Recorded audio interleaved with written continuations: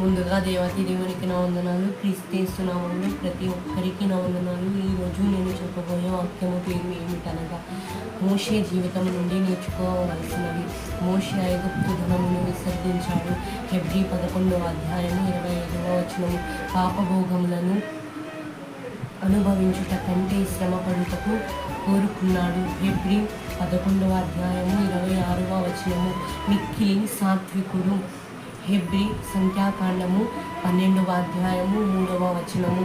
దేవుని ఇల్లంతటిలోనూ నమ్మకమైన వాడు.